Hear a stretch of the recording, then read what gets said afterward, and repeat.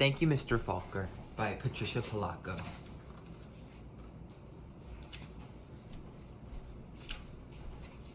The grandpa held the jar of honey so that all the family could see, then dipped a ladle into it and drizzled honey on the cover of a small book. The little girl had just turned 5. "Stand up, little one," he cooed. "I did this for your mother, your uncles, your older brother, and now you." Then he handed the book to her. "Taste." She dipped her finger into the honey and put it into her mouth. "What is that taste?" the grandpa asked. The little girl answered, "Sweet." Then all of the family said in a single voice, "Yes, and so is knowledge. But knowledge is like the bee that made that sweet honey. You have to chase it through the pages of a book." The little girl knew that the promise to read was at last hers. Soon she was going to learn to read. Tricia, the littlest girl in the family, grew up loving books. Her school teacher, mother, read to her every night. Her red-headed brother brought his books home from school and shared them. And whenever she visited the family farm, her grandfather and grandmother read to her by the stone fireplace. When she turned 5 and went to kindergarten, most of all, she hoped to read. Each day, she saw the kids in the first grade across the hall reading. Before the year was over, some of the kids in her own class began to read, not Tricia. Still, she loved being at school because she could draw. The other kids would crowd around her and watch her do her magic with the crayons. "In first grade, you'll learn to read," her brother said. In first grade, Tricia sat in a circle with the other kids. They were all holding Our Neighborhood, their first reader, sounding out letters and words. They said bet, but, boy, and look. The teacher smiled at them when they put all the sounds together and got a word right. But when Tricia looked at a page, all she saw were wiggling shapes. And when she tried to sound out words, the other kids laughed at her.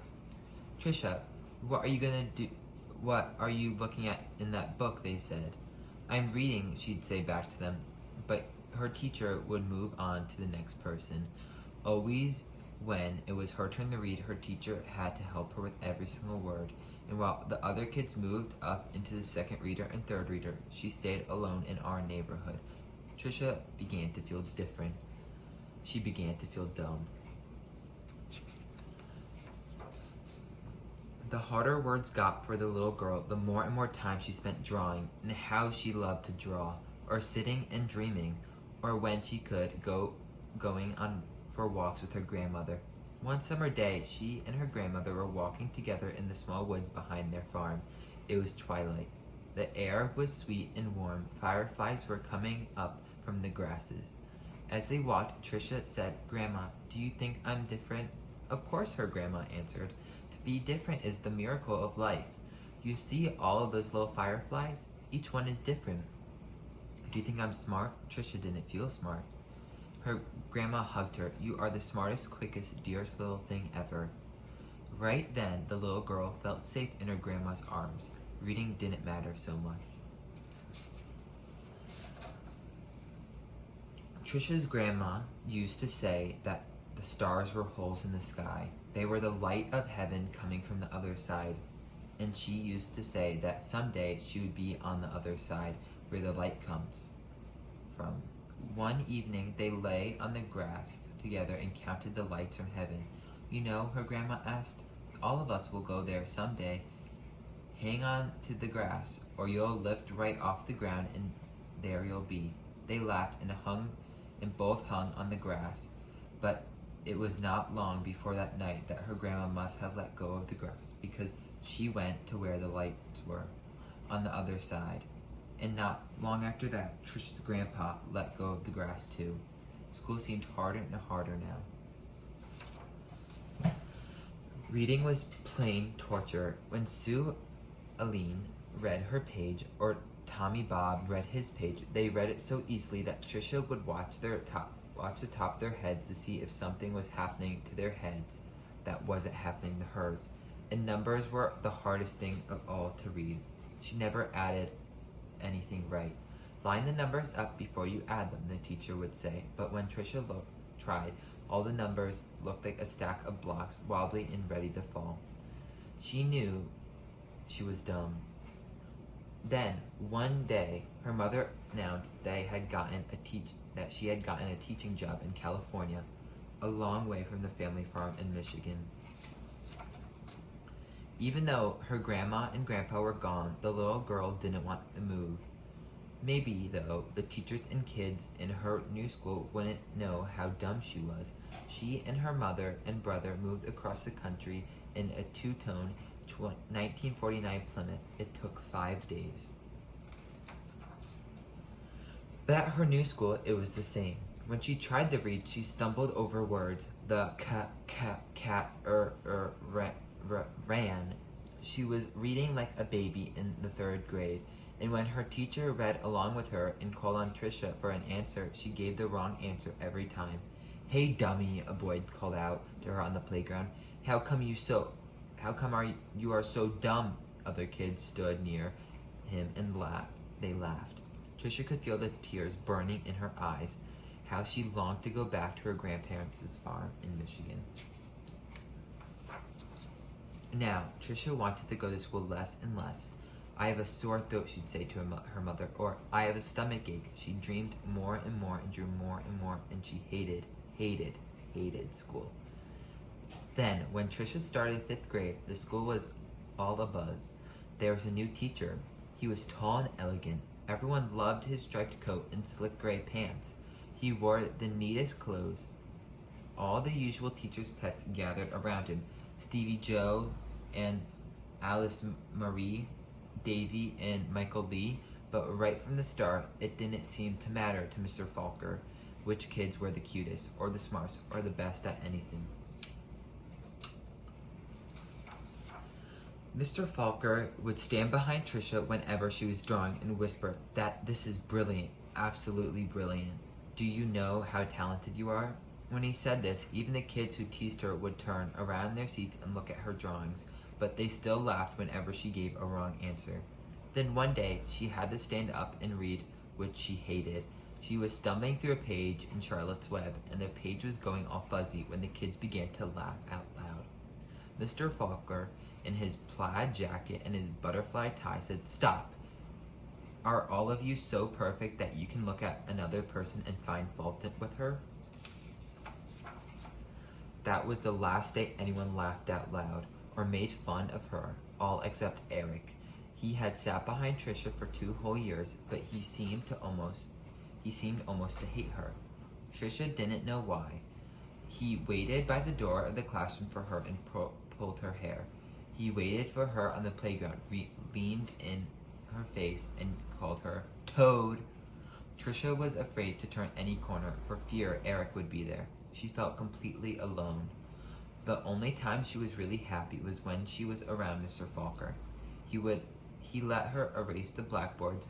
Only the best students got to do that. He patted her on the back whenever she got something right, and he looked hard and mean at any kid who teased her. But the nicer Mr. Falker was, the worse Eric treated her.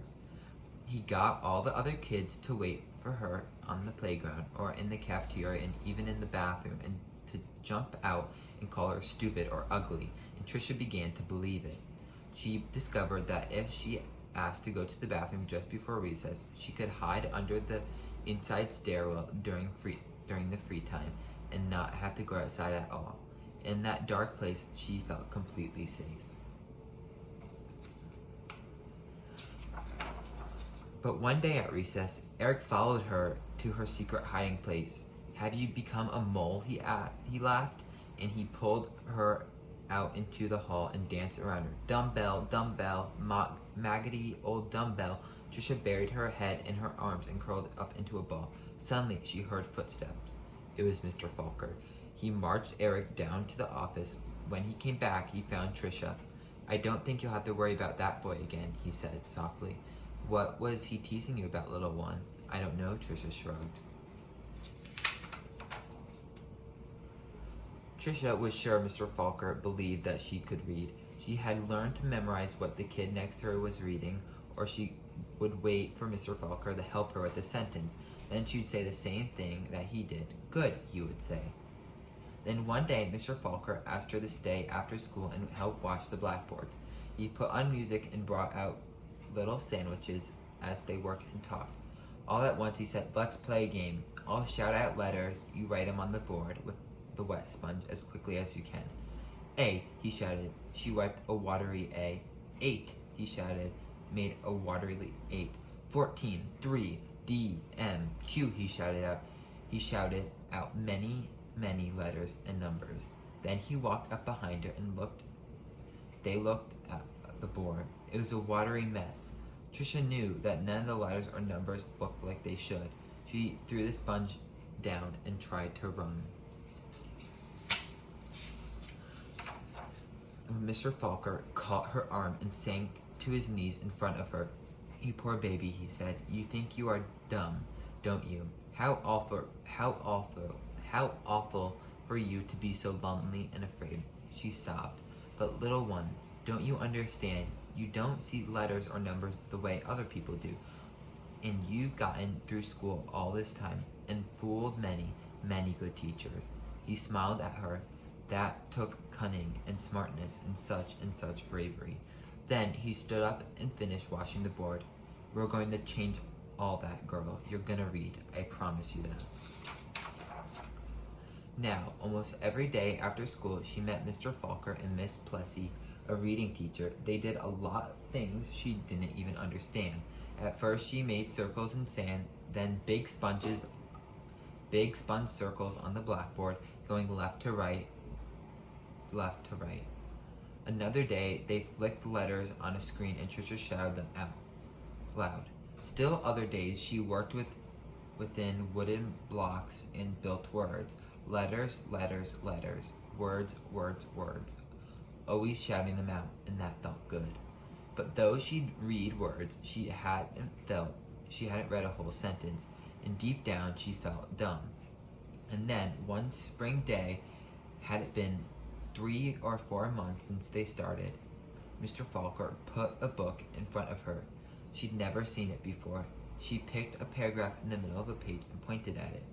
Almost as if it were magic, or if light poured into her brain, the words and sentences started to take shape on that page as they had never before. She marched then off too. Slowly she read a sentence, then another and another, and finally she'd read a paragraph, and she understood the whole thing. She didn't notice that Mr. Falker and Miss Plessy had tears in their eyes. That night, Trisha ran home without stopping to catch her breath. She bounded up to the front step, threw open her front door, and ran through the dining room to the kitchen. She climbed up to the cupboard and grabbed a jar of honey. Then she went into the living room and found the book on a shelf, the very book that her grandpa had shown her so many years ago. She spooned honey on the cover and tasted the sweetness, and she said to herself, "The honey is so sweet, and so is knowledge, but knowledge is like the bee who made the honey. It has to be chased through the pages of a book."